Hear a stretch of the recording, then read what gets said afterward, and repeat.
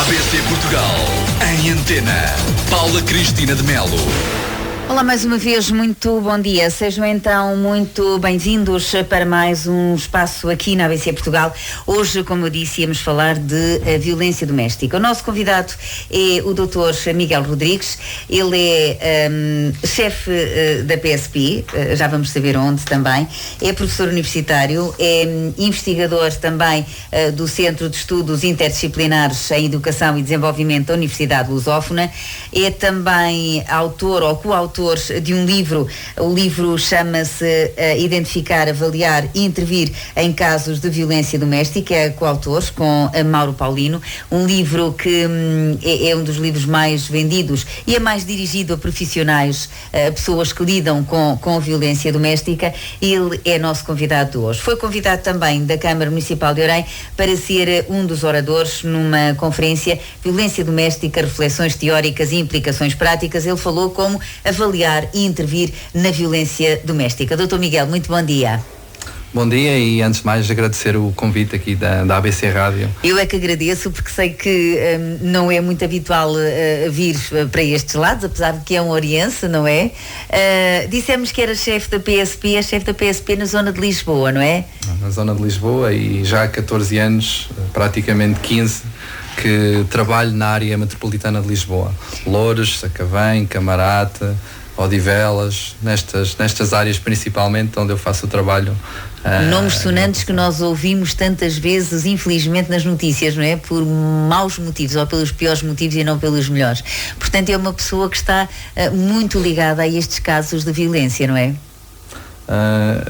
Felizmente ou infelizmente, conforme a perspectiva, estou bastante interligado de uma forma profissional a estes casos. Olha, Dr. Miguel, antes de falarmos daquilo que nós temos que fazer, quais são as medidas que podemos tomar, se calhar é bom sabermos o que é violência doméstica. Porque violência doméstica não é só apanhar um estalo, não é? Não é. Não, pois não? Não é. O que é violência doméstica? É algo muito mais abrangente. A violência doméstica pode não incluir somente aquela violência que toda a gente pensa que é necessário para ir denunciar ou fazer uma queixa, que é a vertente mais física.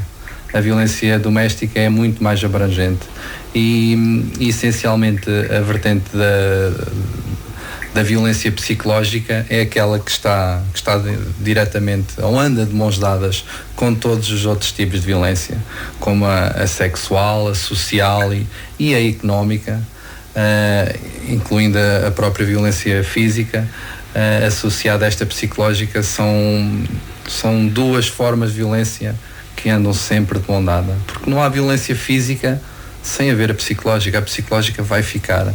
As nodas negras, os inchaços podem passar, mas a vertente da psicológica ligada a esta problemática muito certamente irá ser muito mais difícil de ultrapassar, ou em alguns casos é impossível de esquecê-la, infelizmente. E normalmente todas essas pessoas que são vítimas de violência têm que ter um acompanhamento profissional, não têm? Ou pelo menos deviam ter.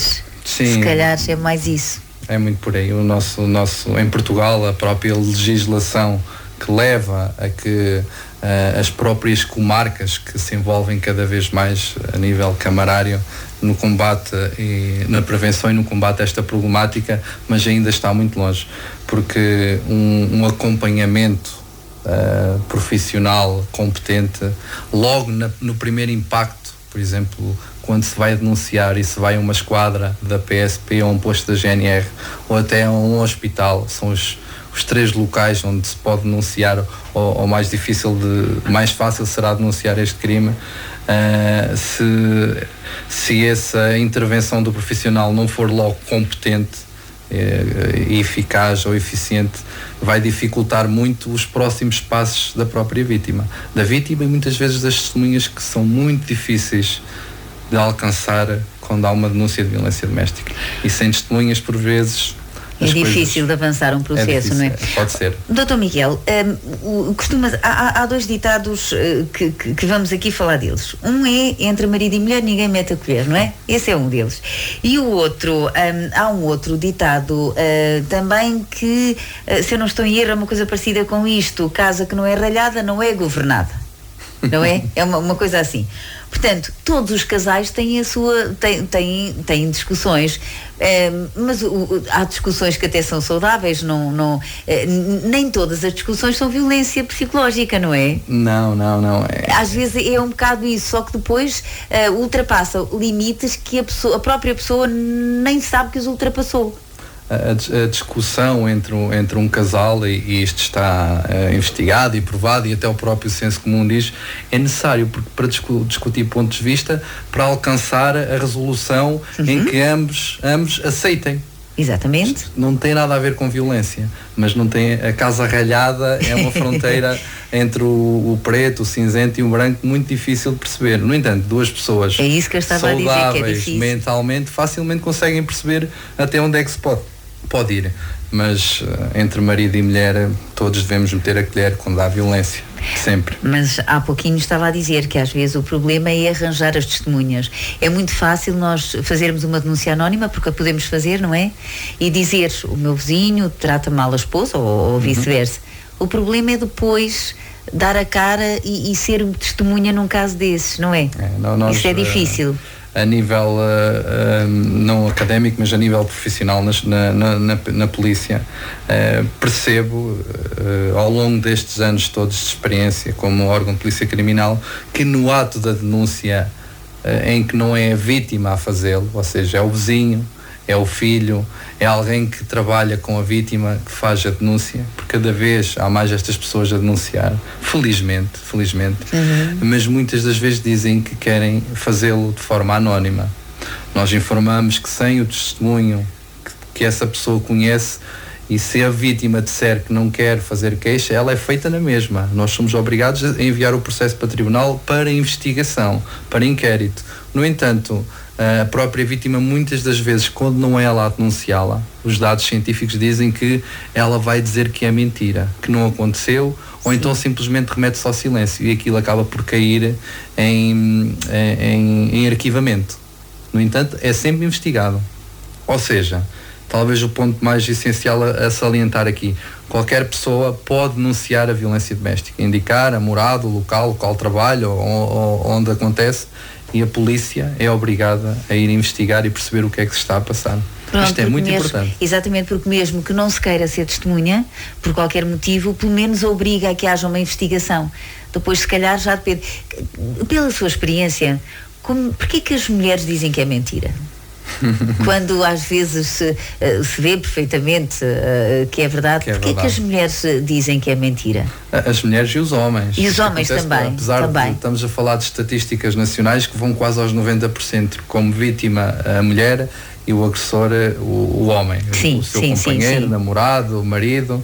O homem está como grande volume do perfil do agressor em Portugal de violência doméstica.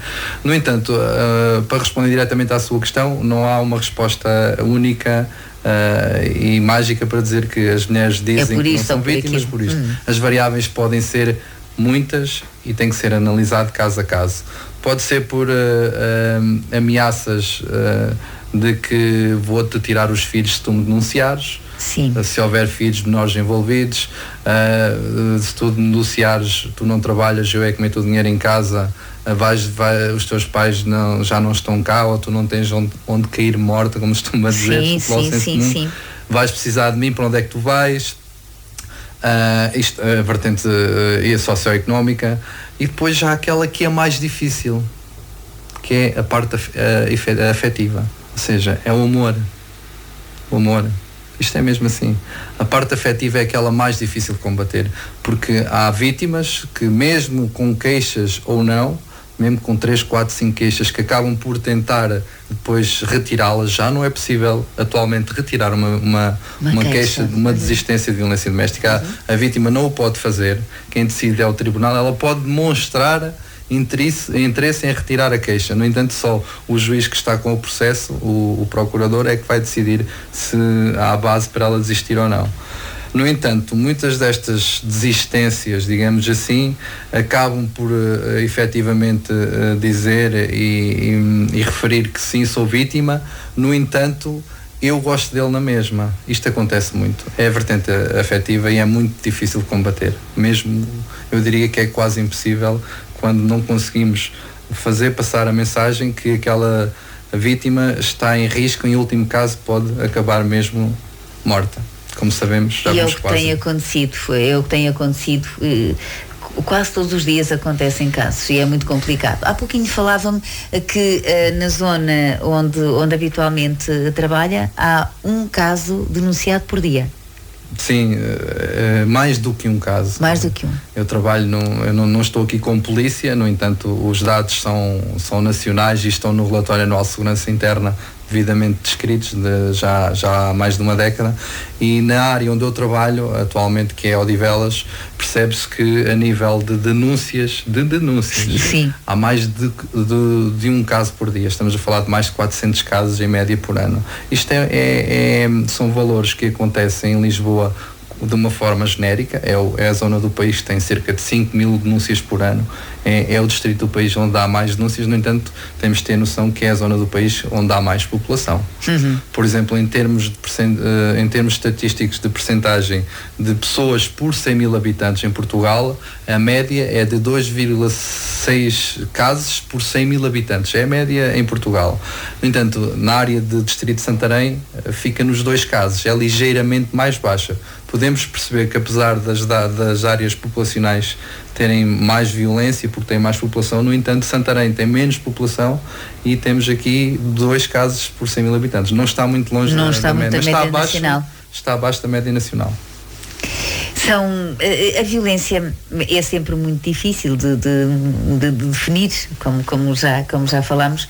Depois há as crianças que vivem neste meio. Nós estamos a falar mais da violência contra as mulheres, é aquela que é também mais, que estatisticamente é a mais elevada, e as crianças sofrem sempre com isso, mesmo que o agressor não seja violento para os filhos.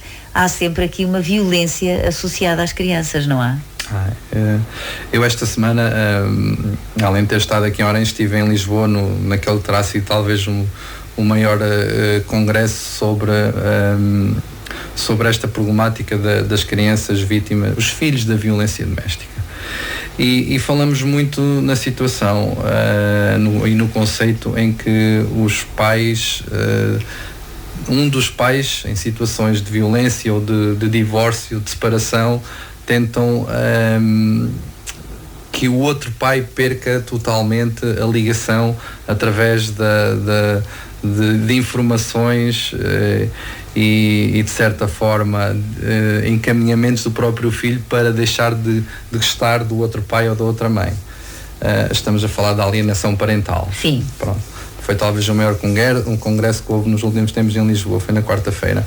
E percebemos que havia entre os próprios profissionais, polícias, psicólogos, mediadores familiares, assistentes sociais, juízes de tribunais de menores, polícias, penso que já referi.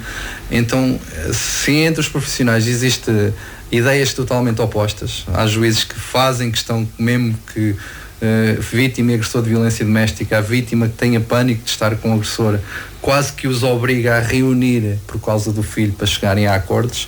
Há outras opiniões, que é a minha, porque o tal, ele batia-me, ele agredia-me à frente do meu filho, mas era um bom pai. Para mim, no meu entender, a minha vertente não existe, não há bom pai. O pai que maltrata a mãe do seu filho à frente dele não pode ser um bom pai. Terá que perder todas as responsabilidades parentais? Se calhar ainda não tenho bem resposta para isso. No entanto, terá que ser bem trabalhado talvez numa justiça restaurativa que se fala tanto e que em Portugal está muito longe de ser possível de alcançar. Mas terá que ser feito um trabalho muito, muito grande com esta pessoa para ele voltar a ter algumas responsabilidades parentais. Este é o meu entender, mas não é de todos os profissionais que trabalham com com este tipo de crianças. É sem dúvida a parte mais negra da violência doméstica. Mas de qualquer das formas a criança também é vítima de violência. Psicológica, pelo menos. Mesmo que o agressor não maltrate fisicamente a criança, sim. Ele psicologicamente, uma criança psicologicamente sofre com uma situação dessas. Todos os estudos indicam que sim. E nós, adultos saudáveis, como costuma dizer, percebemos que terá que ter impactos negativos à criança que vê a sua mãe a ser maltratada. Existem 3 tipos de violência que fazem parte do artigo do Código Penal de Violência Doméstica. É a violência conjugal, entre pessoas do mesmo sexo, assim for possível. Desde 2013 que em Portugal as relações entre o mesmo sexo já se incluem na violência doméstica. Violência contra a criança e contra o idoso. É outra vertente também tentada a evoluir em questões de denúncias nos últimos anos. Mas a violência para a criança, que são os seres mais sensíveis e desprotegidos, não é? São os seres mais desprotegidos, infelizmente está sinalizada nas comissões de proteção de crianças e jovens com cerca de 11 mil casos em média por ano, desde 2011. É muito, é um número muito elevado, não é? 11 mil casos. Crianças que assistiram. Nós estamos a falar das crianças que são maltratadas. Aí são cerca de 3, 4 mil casos. No entanto, temos que perceber que a Organização Mundial de Saúde já há algum tempo que quer que a nível mundial, pelo menos os países mais evoluídos, digamos assim, porque ainda há países onde a violência doméstica não é crime ou não é crime público. Isto acontece e na Europa ainda acontece. Estamos a falar, por exemplo, da Rússia. Então, o que é que a Organização Mundial de Saúde quer que seja realizado? Quer que todas as crianças que vivenciem num ambiente de violência doméstica sejam vítimas diretas, como a própria vítima. Porque atualmente em Portugal ainda se diz vítima direta ou vítima indireta. Ou seja, a criança que só assiste é vítima indireta. E a criança que também é vítima diretamente é vítima direta. Parece aqui um paralelo, mas é mesmo assim. E a Organização Mundial de Saúde quer que todas estas crianças sejam vítimas diretas. Só por viverem num ambiente onde há violência doméstica entre os seus pais. E faz sentido. Todo o sentido. E depois, apesar de termos um país tão pequeno, a nível de comarcas, comarca de Orem, comarca de Leiria, por exemplo, a nível de tribunais, há diretrizes que indicam que nesta comarca a criança que assiste não é sinalizada, a criança que assiste é sinalizada à CPCJ da sua área de residência, assiste à violência doméstica entre os pais. A criança noutra comarca ao lado diz, a criança que só assiste não é sinalizada pela CPCJ, não faz parte dos tais 11 mil. Estamos a falar em muitas comarcas que ainda não é visto dessa forma. Umas porque talvez tenham poucos recursos para as suas CPCJs trabalharem, digamos assim. Não consigo perceber bem qual é que é a razão, mas infelizmente nem todas são denunciadas. Ou seja, em vez de existirem 11 mil crianças associadas à violência doméstica, se calhar há 20 ou 30 mil, nós não sabemos. Não sabemos, infelizmente não sabemos.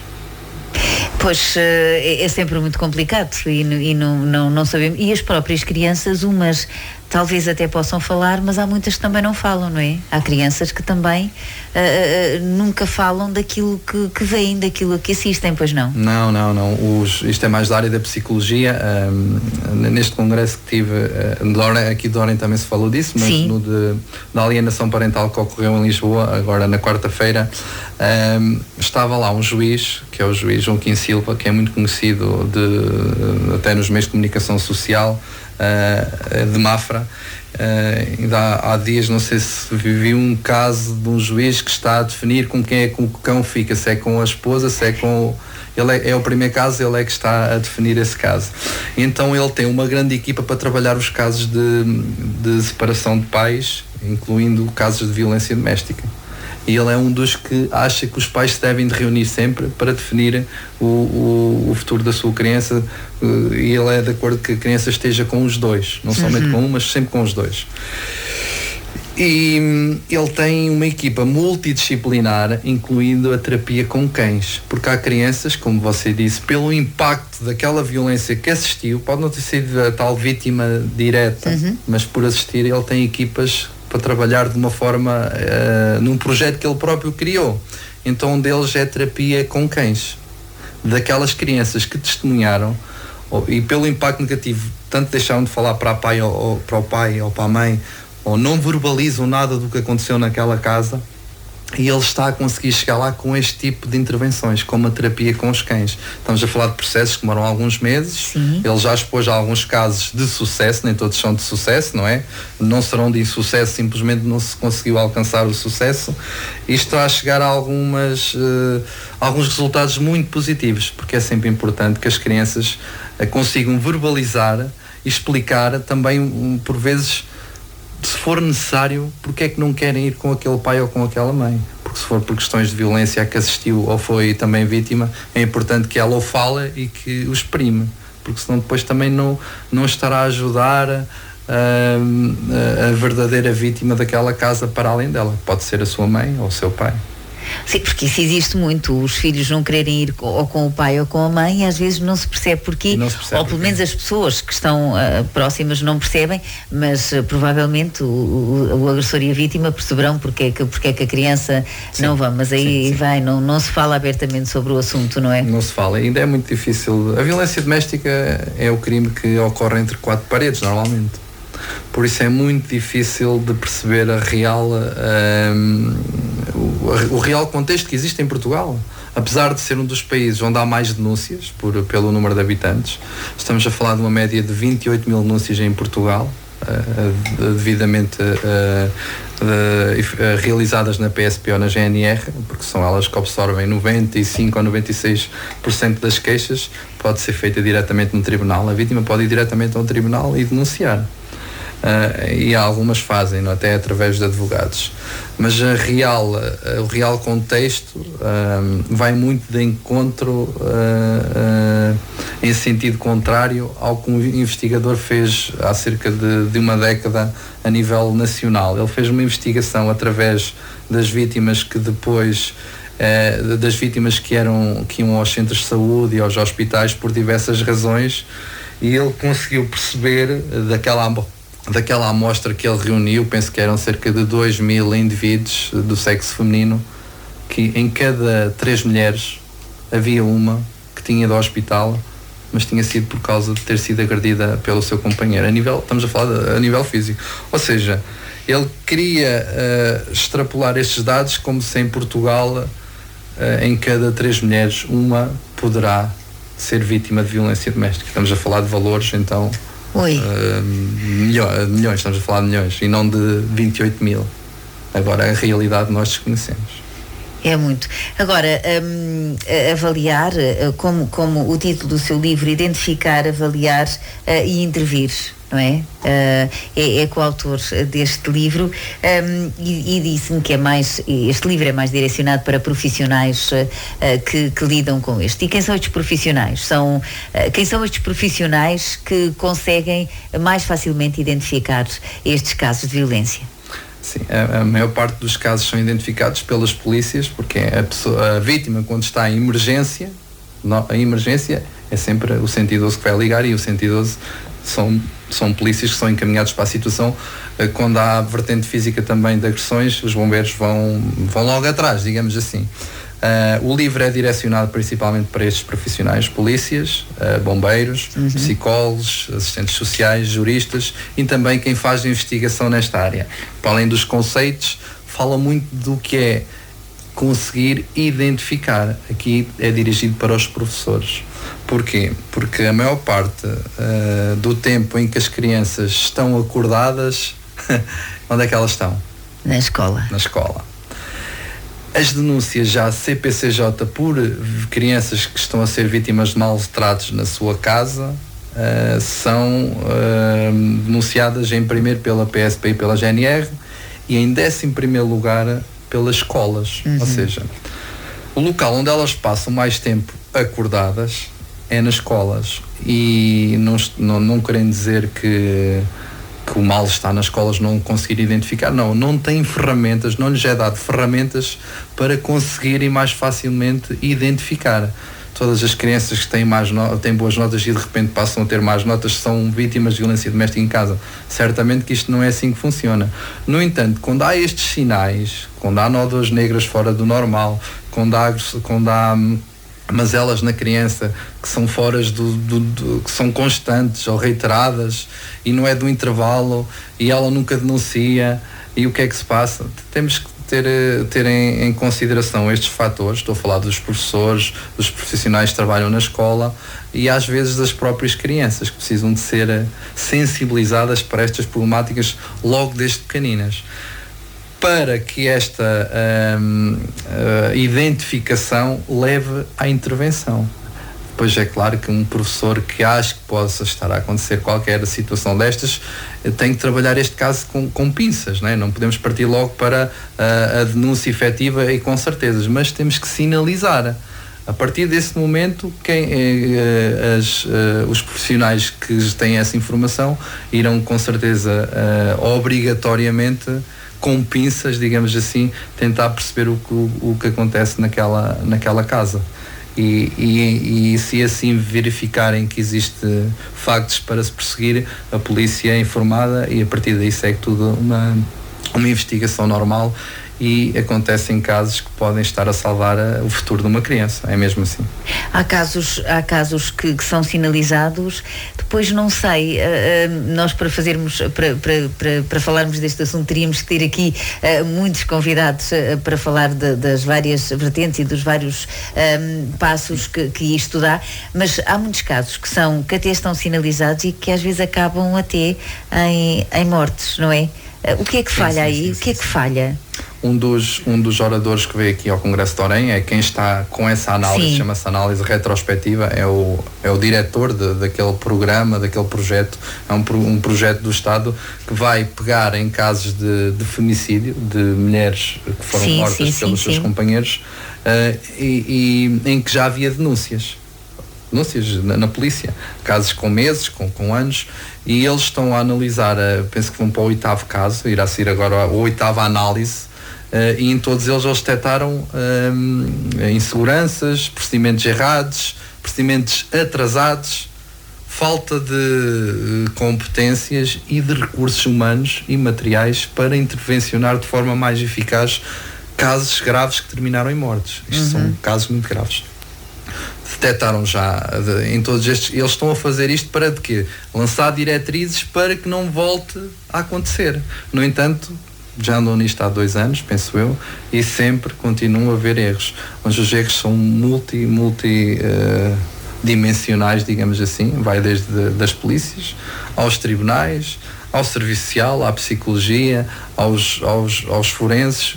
É geral, infelizmente, porque infelizmente, apesar de termos já tanta legislação, a legislação sobre a violência doméstica em contexto nacional é muito boa, está muito bem feita, definida, esqueceram-se depois de dar as ferramentas para essas pessoas trabalharem. É mesmo assim, é verdade, não têm ferramentas. Eu sou polícia e sei que nós, polícia, não temos as ferramentas que indicam na legislação e na lei-mãe da violência doméstica, que é a Lei 112 de 2009, para nós fazermos, está lá a explicar como é que temos que fazer. Depois, no terreno, não temos os meios humanos e materiais para o fazer de forma devidamente competente. Não existem ainda. Porque as forças de segurança, ou pelo menos deveriam ter uma equipa especializada e direcionada só para estes casos de violência.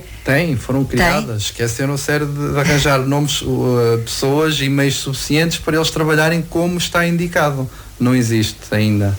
Não existem os suficientes. E falta ainda muita formação, não só nas polícias, mas a nível também do Ministério Público, para perceber as dinâmicas da violência doméstica. Quem não conhece as dinâmicas desta problemática, que é a mais grave que acontece em Portugal a nível criminal, quem não conhece as dinâmicas, porque é que a vítima continua a manter aquela relação, há pouco falou nisso, quem não conhece estes pormenores, as várias variáveis que podem estar associadas, às crianças que podem estar associadas, quem não conhecer toda esta abrangência que só se percebe através de uma formação, mas uma formação com formadores que tenham também esta especificidade já bastante trabalhada a nível académico e profissional.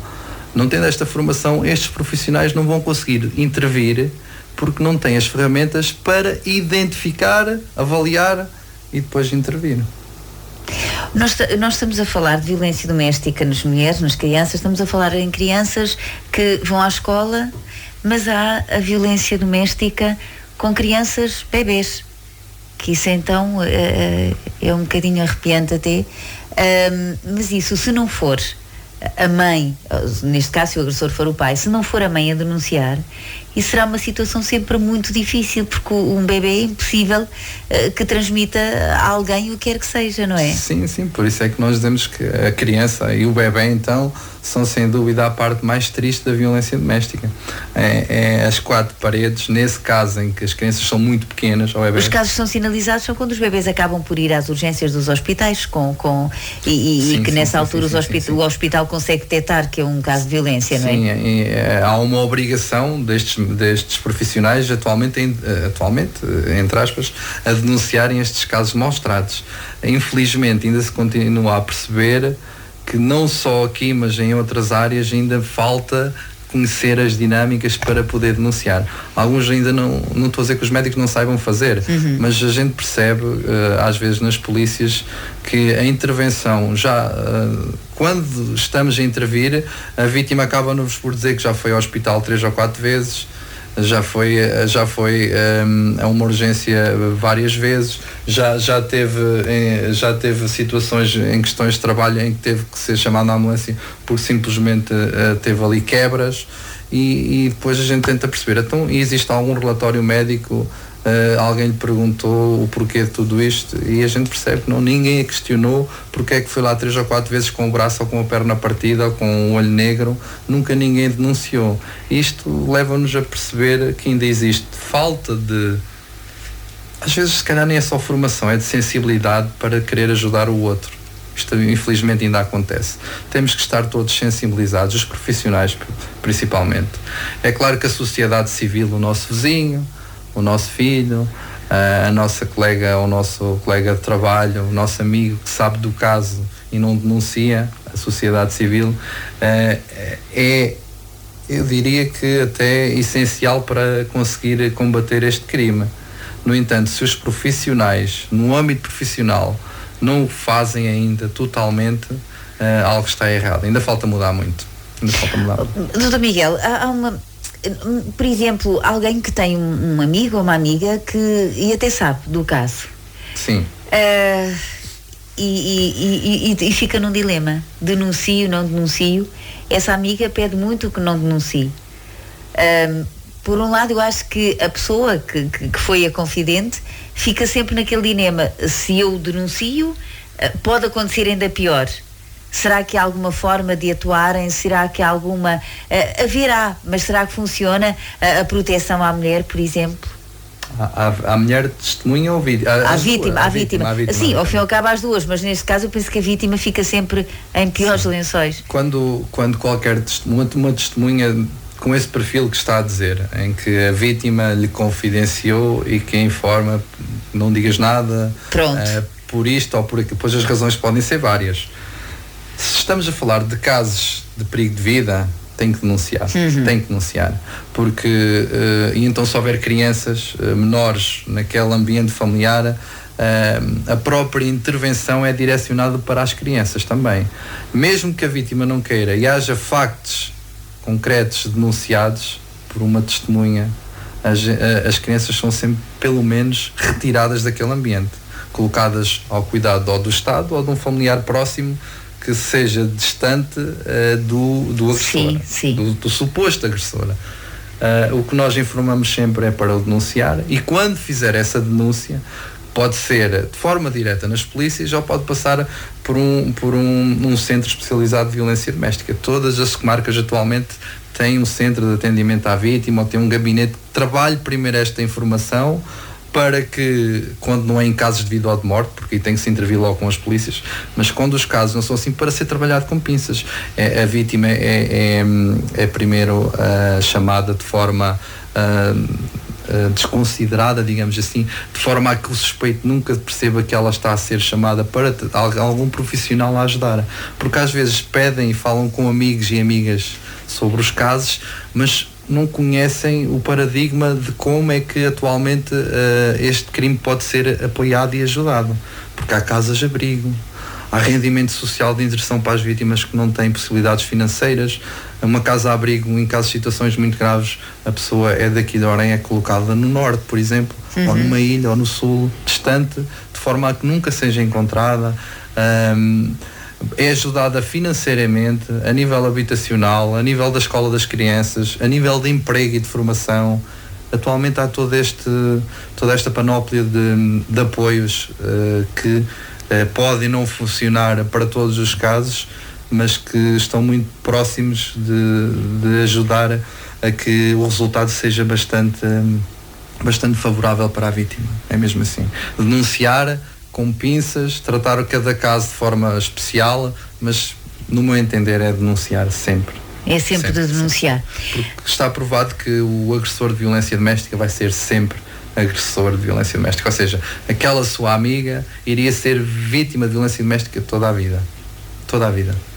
Porque também pelos casos que às vezes ouvimos relatar, o agressor agride, mas depois tem aqueles momentos, gosto muito de ti, ou desculpa, e a mulher vai cedendo, não é? E ao fim e ao cabo, daí a 1 ou 2 dias volta tudo ao mesmo, volta outro pedido de desculpas e passam a vida nisto. Sim, a nível académico, isso é estudado já há muitos anos, é o chamado ciclo da violência doméstica.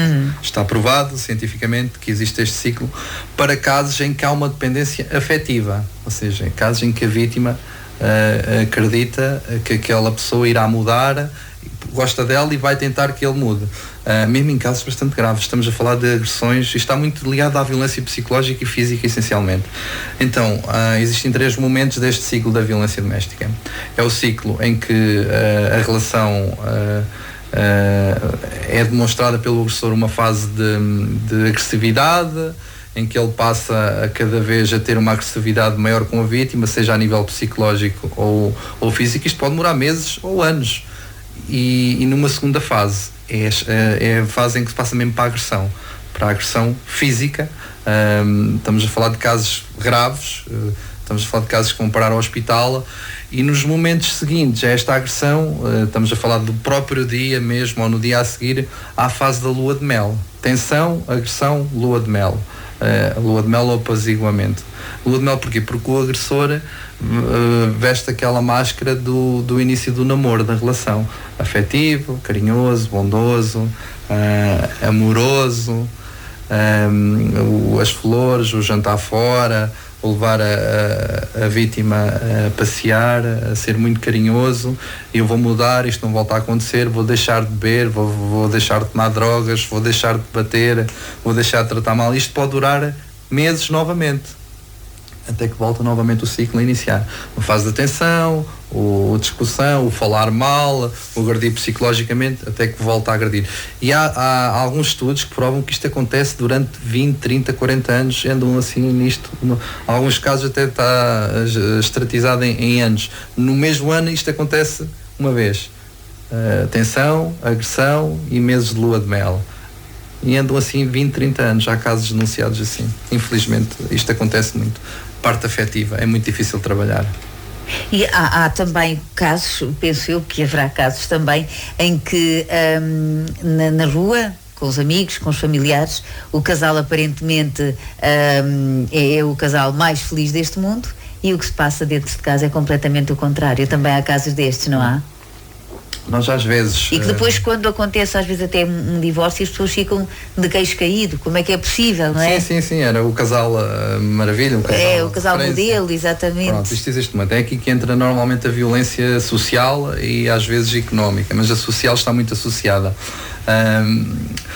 Existem ainda muitas vítimas, isto é para perceberem, de violência doméstica, que vão às quadras não denunciar a violência doméstica, mas dar a entender ou tentar perceber como é que podem ser ajudadas porque está a passar isto ou aquilo já há uns anos com o seu companheiro ou namorado.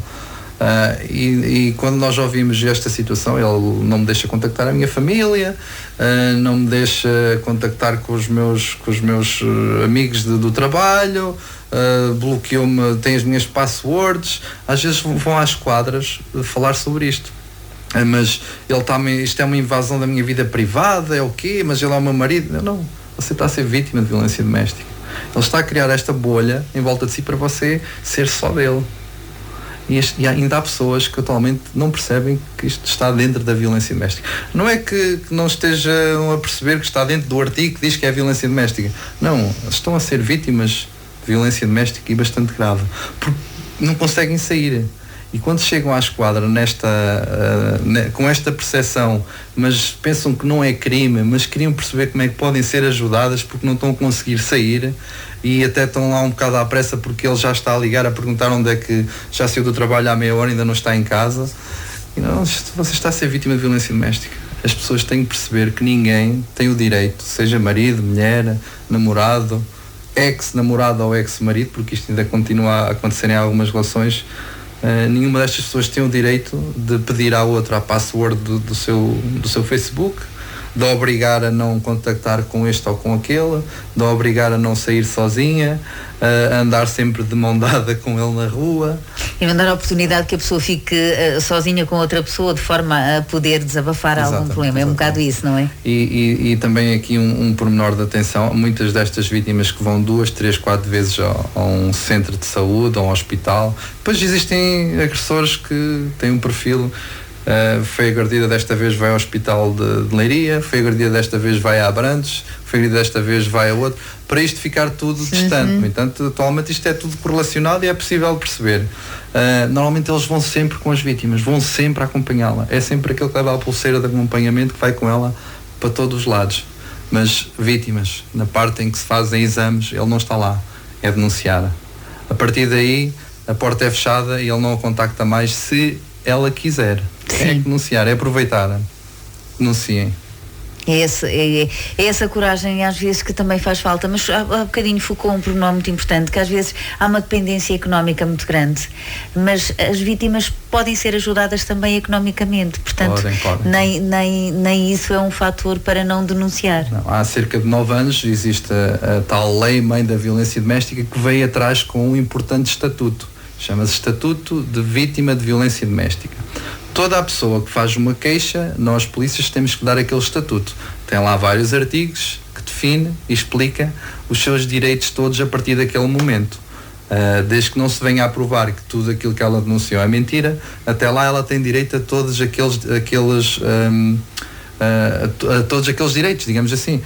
O direito ao apoio económico, uma casa-abrigo se for necessário, em casos de maior urgência, ou seja, a pessoa só vai para uma casa-abrigo após uma sinalização, durante 2, 3, 4 dias fica numa residência chamada temporária, e a partir daí, com o rol de profissionais que vai analisar aquele caso de uma forma inicial, havendo risco de vida, aquela vítima então segue para uma casa-abrigo, que pode levar os filhos. É preciso ter isto, explicar isto. Casas de abrigo com filhos menores, vão sempre acompanhados da vítima, se ela assim o entender.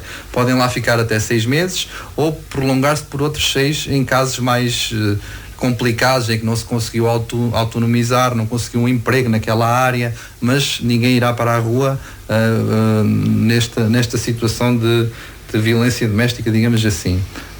Os casos são todos apoiados. É assim que está definido e é o que os estudos dizem. Agora, todos os casos são sucesso, nós não sabemos depois o que é que acontece. Nós não sabemos. No entanto, existem todos estes apoios.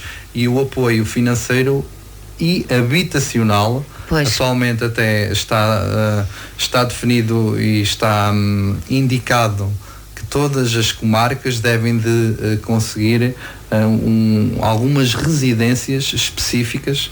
Nas residências que por exemplo, a Câmara de Orem devem ter alguns andares e algumas residências que são da Câmara. Agora, podem ser utilizadas em habitação social e estão a ser direcionadas e encaminhadas para todas as comarcas terem algumas habitações para estas vítimas. Ou seja, eu não saio desta relação porque ele é que ganha o dinheiro, ele é que traz o dinheiro para casa e eu não tenho qualquer apoio, nem emprego, nem formação, não tenho nada. Nem casa para onde ir. Nem os meus pais, às vezes acontece isto, nem os meus pais estão do meu lado. Apesar de saberem que ele é agressor, dizem que isto acontece ainda muito. Casaste com ele, casaste pela igreja, a religião é assim, tens que continuar com ele porque casaste com ele. Isto acontece hoje, isto acontece ainda muito.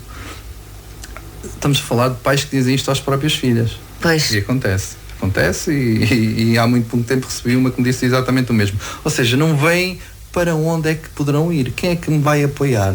Se a própria família acha que deve continuar. Se a própria família deve continuar porque tem filhos pequenos, tens que aguentar, casaste pela igreja, por esta religião ou por aquela, isto acontece, infelizmente. E então, atualmente, esse estatuto da vítima de violência doméstica define e obriga o Estado a intervir e a ajudar nesta fase de inquérito, de investigação, para que a vítima tenha uma habitação, social ou não, mas é gratuita, é-lhe fornecido o rendimento social de inserção, através deste programa, é apoiada financeiramente. E durante aqueles meses em que está a ser intervencionada, que pode durar mais do que os 6 meses, ela não terá qualquer problema. Os seus filhos são colocados numa outra escola, se necessário for, digamos que intervencionada pela polícia local, é apoiada, é-lhe dado contactos diretos para poder pedir auxílio ou encaminhar a situações que saiba que ele descobriu onde é que ela está, ou descobriu que anda por ali. Todos estes apoios são direcionados, incluído o económico. Sr. Miguel, diga-me uma coisa, foi um assunto que também foi abordado aqui nesta conferência sobre violência doméstica na passada segunda-feira. Há também quem defenda que quem se deve mudar é o agressor, porque ao fim e ao cabo a vítima vai ter que deixar o seu ciclo de amigos, a sua família. Porque é que não há de ser o agressor a sair? Há forma de contornar esta situação ou há... A própria legislação atual permite que o procurador ou o Ministério Público esteja com o caso que obrigue uma medida de coação, digamos assim, inicial, enquanto há investigação, a que seja ele a sair. É possível fazer isso. O que é que acontece? Em situações de maior gravidade é muito mais fácil desaparecer com a vítima, situações de vida, e é mais, a nível de segurança é muito mais eficaz. Será sempre muito mais eficaz, a não ser que o coloque numa prisão. Assim, porque a vítima fica sempre ficasse em casa e fica sempre num sítio onde se sabe onde é que está, exatamente. Em casos extremos percebe-se o porquê da vítima retirar. No entanto, mesmo sem serem casos extremos, a maior parte deles continua a ser a retirada da vítima, ou até a informação à vítima para ver se tem algum familiar que a possa acolher temporariamente. E esta situação, como alguns profissionais dizem, o agressor continua a ver a sua Sport TV em casa e a vítima é que tem que deixar a sua família, os filhos às vezes, o seu trabalho, ir refugiar-se e tentar fugir desta situação enquanto o processo decorre, que pode demorar meses e alguns demoram anos. Pronto, infelizmente é assim. A solução devia de ser ao contrário. Claro que devia. A legislação permite, no entanto, a nível de é mais perigosa. Nos casos extremos percebe-se porquê, mas nos outros não se percebe porque é que não obrigam. Em alguns casos, logo nos primeiros momentos, em 72 horas, o Ministério Público lança diretivas para o agressor e para a vítima. Sim, senhoras, não te podes aproximar da vítima, és tu que tens que abandonar a casa enquanto vai decorrer a investigação. Nada o impede de ir lá continuar a tentar agredi-la e a pressioná-la. É difícil, apesar de ter aquela indicação do juiz para não o fazer. No entanto, ele ao fazê-lo e ela informando, a medida vai ficando cada vez pior. Em último caso, ele pode ficar mesmo em prisão preventiva.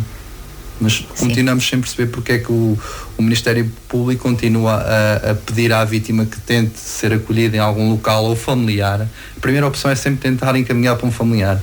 Isto às vezes também tem um pouco, pensamos nós, tem a ver com os custos. Se vai para um familiar, se vai para um local onde o Estado não precisa de intervir, exatamente, não irá gastar dinheiro do erário público. Infelizmente acho que é muito por aqui. Infelizmente pensa-se ainda muito assim. É muito. É assustador o número de mortes em Portugal por violência? É assustador, muito assustador. Desde 2004 que uma IPSS, que é o MAR, União de Mulheres Alternativa e Resposta, tem um observatório de mulheres assassinadas, OMA, e faz a estatística de Portugal desde 2004. Vamos atualmente, até há 2 dias atrás, em 531 mulheres assassinadas pelo seu companheiro masculino, marido, ex-marido, ex-namorado, namorado. Isso é um número muito elevado, não é? A média são de 33 casos por ano em Portugal, desde 2004. São valores acima da média da Europa. Estamos a falar de valores acima da média. Por exemplo, em Espanha às vezes chegam só aos 100 casos por ano, ou mais de 100 casos, mas estamos a falar de uma população muito mais abrangente que a nossa. Então, em questões de probabilidade estatística, sim, a nossa país tão média pequeno como o nosso, não é? tem os números, dos maiores números de mulheres assassinadas em contexto europeu. Esta tendência ligada ao machismo, né, ao poder, tu és minha, ou não és minha, não és mais não ninguém. És para mim, não és para ninguém. É verdade. Para além de alguns casos que não foram conseguidos, porque as tentativas, que também é analisado por este observatório, são ainda superiores. Pois. Se temos 33 casos de mulheres assassinadas em média por ano, temos cerca de 35 ou 36 tentativas. Ou seja, os valores poderiam ser 70 ou 80 casos por ano, que seriam ainda mais drásticos, apesar de só um seria complicado, e estamos a falar de uma situação que ocorre a cada 10 dias. A cada 10 dias em Portugal, uma mulher é assassinada pelo seu companheiro. Em termos contrários, estamos a falar de 2, 3, 4 homens que são assassinados pelas suas mulheres. E alguns deles vieram-se a provar que foi em questões de autodefesa. Se não fosse ela a assassiná-lo, a matá-lo, teria sido ao contrário, porque era isso que ele se estava a preparar para fazer. Os números são dramáticos, são difíceis de perceber em muitas circunstâncias. Em alguns casos, o tal orador que veio cá da retrospectiva, são casos que já estavam denunciados e estavam a ser intervencionados pelas polícias e pelos tribunais. É verdade que ninguém pode impedir de uma pessoa pegar numa arma agora e ir direto à outra e matá-la, é muito difícil, mas há muitas questões que deveriam de ser trabalhadas de forma muito mais célere e não foram, e infelizmente acabaram por terminar com esta tragédia, que não envolve só aquela morte. É a principal vítima, é aquela mulher que morreu, mas nestes casos, e analisando em termos estatísticos, temos desde 2012 a 2019 quase mais de 400 crianças envolvidas entre estes dois indivíduos. A vítima que morreu, em alguns casos ele também se suicidou a seguir. Pois, em muitos casos há esse pormenor, não é? Há esse pormenor em que eles suicidam, mas estamos a falar de 400 e tal crianças que estiveram envolvidas desde 2012 a 2019 nestes femicídios. Cerca de 200 ficaram órfãos. Porquê? Porque perderam a mãe obrigatoriamente, e o pai ou o padrasto, ou quem tinha a tutela, seja lá quem ele fosse, ou suicidou-se também, ou então preso. Perdeu as responsabilidades parentais para sempre, não é? Então estamos a falar de crianças que ficaram órfãos. E cerca de 100 destas 400 envolvidas assistiram e presenciaram o ato do homicídio deste homem contra a mãe destas crianças. Ou seja, os impactos a nível cognitivo, social destas crianças, em princípio, serão para toda a vida. É uma visão que nunca irão esquecer da pessoa que lhes deu vida, que era a sua mãe, e que perderam daquela forma tão bruta. E ainda mais grave, das 400 crianças, é que 10 foram assassinadas há 3 ou 4 meses. Não sei se recorda do trágico caso que ocorreu na margem sul de Lisboa, em que aquela menina de 3 anos, o pai matou-a também. São situações que nós não conseguimos perceber nem entender de onde é que vem tanta maldade para se matar a mulher e, em casos extremos, o próprio filho ou a própria filha, criança, sem qualquer possibilidade de se defender. Não conseguia, e conseguem fazer isto. Como eu tinha um professor na faculdade, ele diz que já tem cerca de 400 anos, ele deve ter uns 80 ou 90 agora, e ele dizia que há pessoas que nascem más.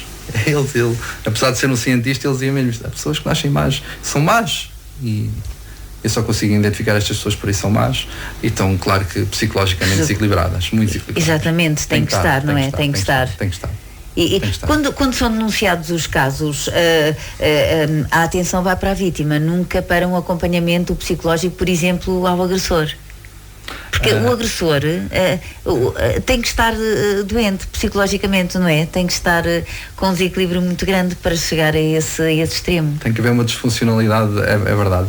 O que é que se passa na nossa legislação nesse âmbito? Infelizmente, falar disso deixa-me também muito triste.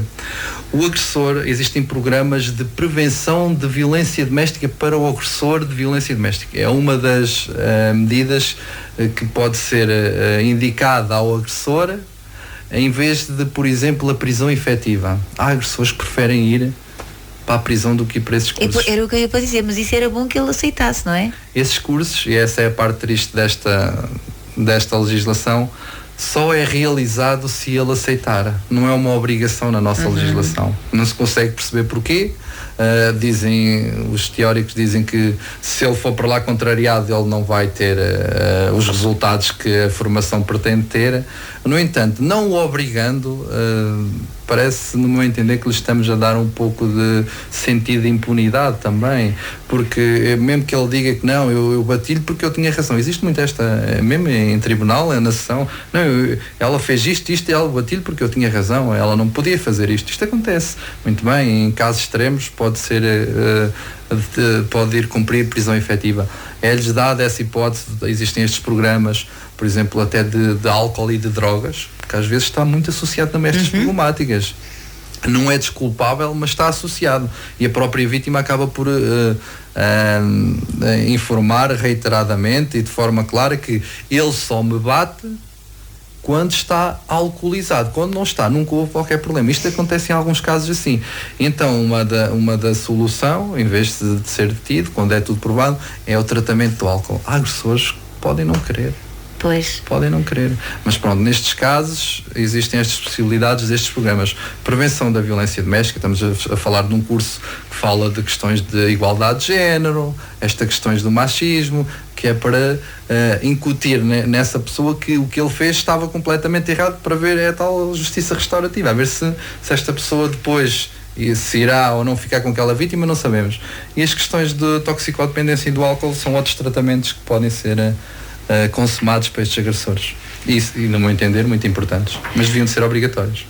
Pois, porque se só há agressão, por exemplo, em caso de estar alcoolizado, então a prevenção passaria por esse tratamento, não era? Existia grandes probabilidades de se resolver em princípio terminar essa violência, mas infelizmente ainda não são obrigatórios. Dr. Miguel Rodrigues, nós tínhamos muito para conversar. Estaríamos aqui muito mais tempo a conversar e estaremos noutra altura, porque tenho a certeza que vou convidá-lo mais vezes a vir cá. Agora, aquilo que eu pedia que nos resumisse e de que já falou tanto neste espaço, temos que denunciar. Sim, é a base de tudo, de prevenir e combater esta problemática é denunciar. É verdade que quando a gente diz que temos que denunciar é porque já não dá para prevenir, porque já aconteceu ou está a acontecer.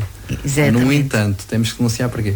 Porque a maior parte dos casos, e está aprovado na violência doméstica, tem sempre tendência a aumentar no seu grau de agressividade, seja ela psicológica, física. Nunca tem tendência a diminuir, pois não? O perfil do agressor de violência doméstica será agressor com qualquer companheira que venha a ter. Estamos a falar de agressor no termo masculino, mas pode ser agressor mulher ou homem. Será, se está numa relação agora, ao terminá-la, se conseguir terminar a vítima com ele com uma nova companheira, ele vai continuar a ser agressor. A tendência da violência doméstica é nunca parar, irá sempre no mínimo aumentar.